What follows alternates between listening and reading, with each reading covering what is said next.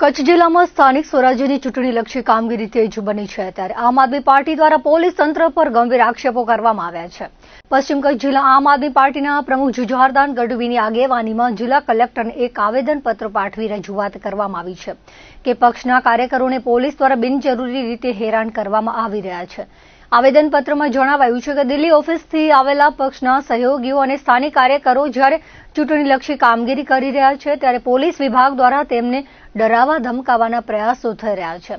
પક્ષના પદાધિકારીઓએ આક્ષેપ કર્યો છે કે રાજકીય કિનાખોરી રાખીને નિર્દોષ કાર્યકરો પર ખોટા કેસો થોપવાની પેરવી કરવામાં આવી રહી છે, જે લોકશાહીના મૂલ્યોની વિરુદ્ધ છે। આમ આદમી પાર્ટીએ આ મામલે તટસ્થ તપાસ કરવાની અને પોલીસ વિભાગને યોગ્ય સૂચના આપી ભયમુક્ત વાતાવરણ પૂરું પાડવાની માંગ કરી છે। જો વહીવટી તંત્ર દ્વારા આ બાબતે યોગ્ય કાર્યવાહી કરવામાં નહીં આવે તો આગામી દિવસોમાં પક્ષ દ્વારા ઉગ્ર રજૂઆત કરવામાં આવશે તેવી ચીમકી પણ ઉચ્ચારવામાં આવી છે। આજે કચ્છની પરિસ્થિતિ જોઈએ છીએ, લોકશાહી ઢબે ચૂંટણી લડાય છે અને એના સંદર્ભમાં આજે આવેદનપત્ર માનનીય કલેક્ટર સાહેબને આપ્યું છે સવિનય કે દેશની અંદર આચારસંહિતા લાગુ થતી હોય રાજ્યમાં, જિલ્લામાં, તો આ આમ આદમી પાર્ટીના કાર્યકર્તાઓ ઉપર જે પણ દમન થાય, ખોટા કેસો થાય, એ ન થવા જોઈએ અને લોકશાહી ઢબે કોંગ્રેસ, ભાજપ, આમ આદમી પાર્ટી દરેક પાર્ટીઓને ચૂંટણી લડવાનો અધિકાર છે। અમે સ્વતંત્ર ભારતના છીએ, નાગરિક છીએ। તમે તમારી રીતે ચૂંટણી લડો, અમે લોકશાહી રીતે લડીએ છીએ ને લોકોની વચ્ચે જાશું, મત માંગશું અને આ જે ડરેલી હોય, કદાચ ભારતીય જનતા પાર્ટીને એમ થતું હોય કે હવે આમાં શું કરવું। તમે ગુજરાતના અમદાવાદ, સુરત, વડોદરા મોટા મોટા શહેરો જુઓ, કેટલી બધી વિટંબણા છે। અત્યારે જુઓ તો ખરા મોંઘવારી ક્યાં પહોંચી છે। એની વચ્ચે નાના નાના જે કાર્યકરોને પોલીસનો ડર ન બતાવો અને આ હિન્દુસ્તાનની અંદર સારી રીતે આ લોકશાહીના પર્વને ઉજવવા માટે અમારી આ માનનીય કલેક્ટર સાહેબ પાસે આ નિવેદન ને આવેદનપત્ર હતું। અત્યારે વધતા જતા સક્રિયપણે જે રીતે ઇલેક્શનો લડી રહ્યા છે અને જીતવાની આશા તરફ છે, ત્યારે ડરી ગયેલી ભાજપ દ્વારા પોલીસનો દુરુપયોગ કરી અને કચ્છ જિલ્લાના અમારા ગાંધીધામમાંથી 3, ભુજની અંદરથી 4 લોકો અને 3 લોકો પાંદરો સાઈડથી એમ ટોટલ 10 થી 12 લોકોને અત્યાર સુધીમાં એલસીબી પૂર્વ અને પશ્ચિમ બંને જિલ્લાના એસપીઓની સૂચનાથી ધરપકડો કરવામાં આવી, ખોટા કેસો કરવામાં આવ્યા અને આ ખોટા કેસોનું માત્ર એક કારણ છે કે અમારી જે ટીમ છે એ ટીમને હેલ્પપ્રૂફ થવા માટે બહારેથી આવેલા અમારા કાર્યકર્તાઓ જે છે એ સનિષ્ઠ કાર્યકર્તાઓને ખોટી રીતે હેરાન કરવા, ડરાવવા અને ઇલેક્શન જે છે ઇલેક્શન ન થાય અથવા તો ઇલેક્શન લડનારા અમારા ઉમેદવારો પણ ડરી જાય એવા પ્રકાર જે કૃત્ય કરી રહી છે ભાજપ દ્વારા જે થઈ રહ્યું છે અને એના ઇશારે આઈપીએસ અધિકારીઓ પણ જે ચાલી રહ્યા છે એની જાણ કરવા અત્યારે અમે જિલ્લા મેજિસ્ટ્રેટ શ્રી કલેક્ટર સાહેબને પાસે મળ્યા છીએ। ચૂંટણીની પણ મેઇન જવાબદારી એમની છે,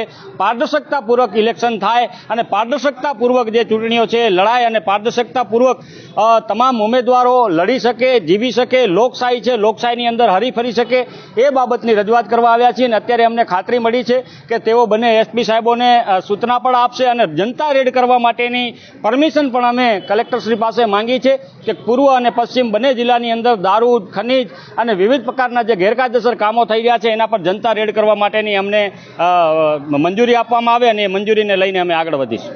આજે કલેક્ટર શ્રી કચ્છને અમે આ મુદ્દા ઉપર આવેદનપત્ર આપ્યું છે કે સમગ્ર ગુજરાતમાં આમ આદમી પાર્ટીના સહયોગીઓ તથા કાર્યકરો ઉપર પોલીસ દ્વારા ખોટા કેસો કરી અને દબાવવામાં અને ધમકાવવામાં આવી રહ્યા છે। એ મુદ્દા ઉપર અમે કલેક્ટર સાહેબને આવેદનપત્ર આપી અને ચર્ચા કરી। હમણાં જ શુક્રવારના દિવસે પાનંદ્રોની અંદર 3 સહયોગીઓ અમારા માલિકીના રૂમની અંદર સૂતા હતા, એને 11, પોણા 11ના ગાળામાં જઈ અને પોલીસે અને એલસીબીએ એમને ત્યાંથી ઉપાડી અને નારાયણ સરોવર પોલીસ સ્ટેશન લઈ ગઈ। એમને રાતના 5 વાગ્યા સુધી બેસાડી રાખ્યા, ત્યારબાદ ફરી પાછા પોલીસ સ્ટેશને બોલાવ્યા અને એમના ઉપર એવી રીતના લખવામાં આવ્યું કે આ લોકો કોટેશ્વર જે પ્રતિબંધિત વિસ્તાર છે, જે સરહદી વિસ્તાર છે ત્યાં ફરતા હતા અને એવી રીતના પકડાણા છે અને એમના ઉપર 223 જે સરહદ જાહેરનામું છે સરહદી વિસ્તારનો તેનો ભંગ કરવામાં આવ્યો છે એવી એક એફઆઈઆર કરવામાં આવી, પણ એવું કાંઈ થયું નથી। વાડ ચીબડા ચોરે એવી પરિસ્થિતિ થઈ છે, લોકો ઘરની અંદર સૂતા હતા। આ લોકતંત્રની અંદર અગર ઘરે સૂતા માણસો પણ સુરક્ષિત નથી તો પછી આ દેશવાસીઓએ કોના જોડે સુરક્ષા માંગવાની।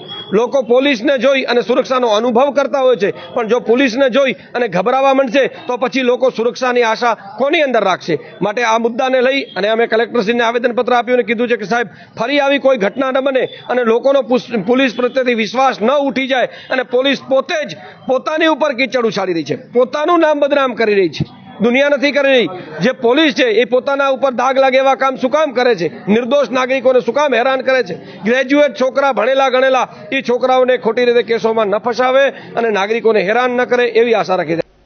ભુજના ભેડનાકા ખાતે આવેલ મેમણ જમાતખાના કચ્છ જિલ્લા વક્ફ સુરક્ષા સમિતિ દ્વારા કચ્છ જિલ્લા વક્ફ સંસ્થાઓ માટે અગત્યની મીટિંગનું આયોજન કરવામાં આવ્યું હતું, જેમાં કચ્છની તમામ મસ્જિદો, દરગાહોના મુતવલ્લીઓ બહોળી સંખ્યામાં ઉપસ્થિત રહ્યા હતા.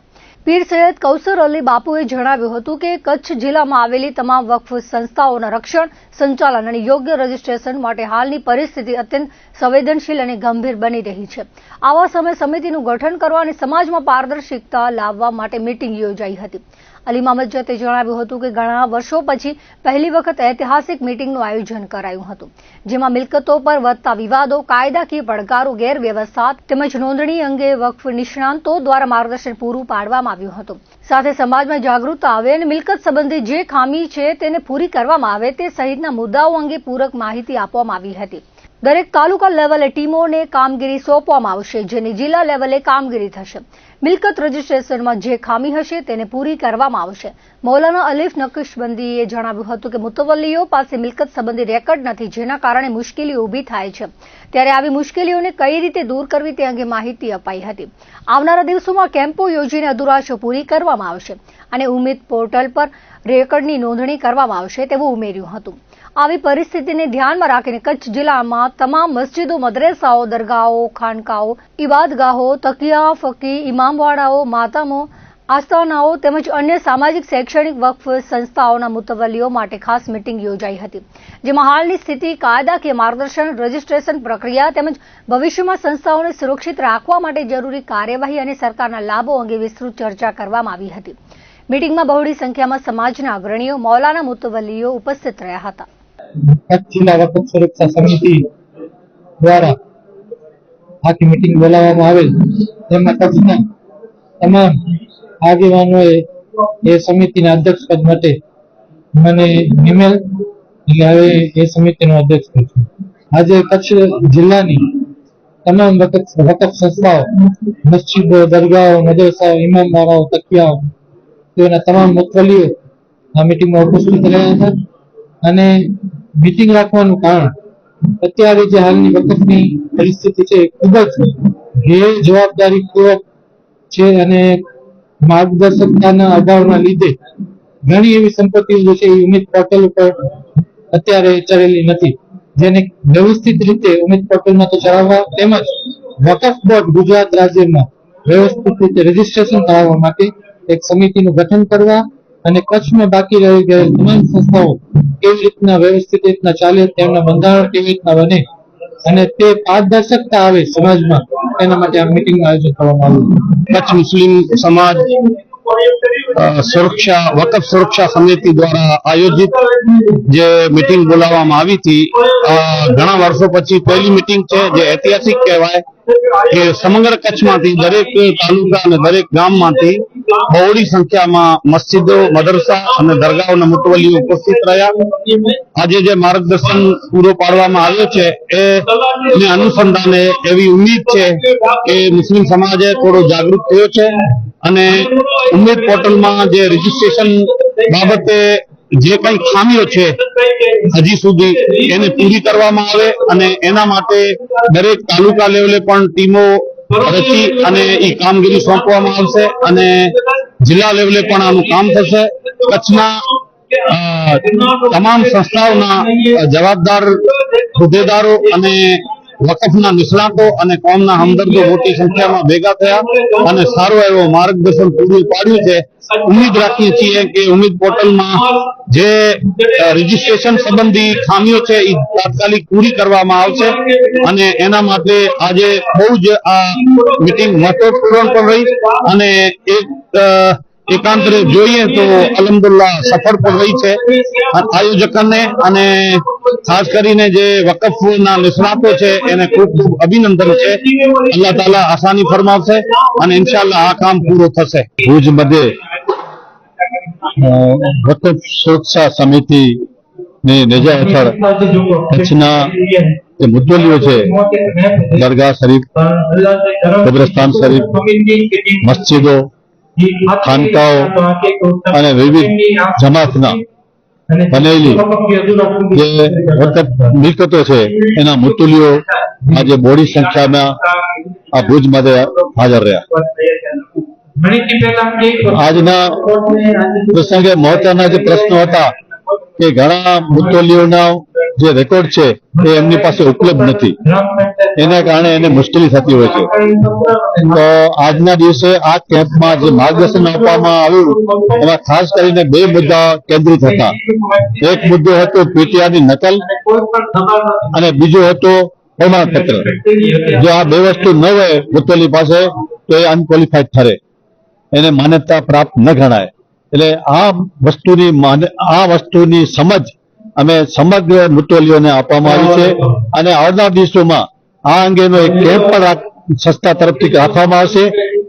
જે અધુરાશો છે એ અધુરાશો ઉમ્મીદ પોર્ટલમાં સંપૂર્ણ રીતે પૂરી થાય અને સરકારે જ્યારે આયોજન કર્યું છે કે તમારી મિલકતો છે એ ઉમ્મીદ પોર્ટલની માધ્યમથી તમે વકફમાં ચડાવી આપો, તો આ એક અમારી એક કાર્યકર તરીકેની જવાબદારી છે અને વધારેમાં સૌથી વધુમાં વધુ કોની જવાબદારી છે તો મુતોલીની છે. પણ મુતોલીઓ આપણા અભણ છે કચ્છ જિલ્લામાં, એને નોલેજ નથી, એના કારણે ઘણી મિલકતો વકફમાં નોંધણી થયેલ નથી. એનો આજના દિવસે માર્ગદર્શન કેમ્પ રાખવામાં આવ્યો, એમને સમજણ આપવામાં આવી છે. ઇન્શાઅલ્લાહ આવનાર દિવસોમાં આ જે અધુરાશો છે એ પૂરી કરી વહેલી તકે વકફ બોર્ડની ગુજરાત રાજ્યમાં ઉમ્મીદ પોર્ટલના માધ્યમથી નોંધણી થાય એવા પ્રયાસો કરવામાં આવશે. મુન્દ્રામાં સુરવી ગાર્ડનમાં મુન્દ્રા શહેર તેમજ તાલુકાના સમસ્ત જૈન સમાજના ઐતિહાસિક સ્નેહ મિલનમાં જૈન સમાજના ભાઈ બહેનો બહોળી સંખ્યામાં ઉપસ્થિત રહ્યા હતા. આ પ્રસંગે સ્વાગત પ્રવચનમાં કવિઓ અને સર્વ સેવા સંઘના પ્રમુખ જીગર છેડાએ જણાવ્યું હતું કે હવે મુન્દ્રામાં જૈન ભોજન શાળા, જૈન સેનેટરી, સમાજની પાર્ટી પ્લોટ તેમજ વિવિધ સગવડો હોવી જરૂરી છે, જે જૈન સમાજની હાલની ટીમ અને આપ સૌના સહયોગથી આગામી 2.5 વર્ષમાં પૂર્ણ થાય એવી ઈચ્છા છે.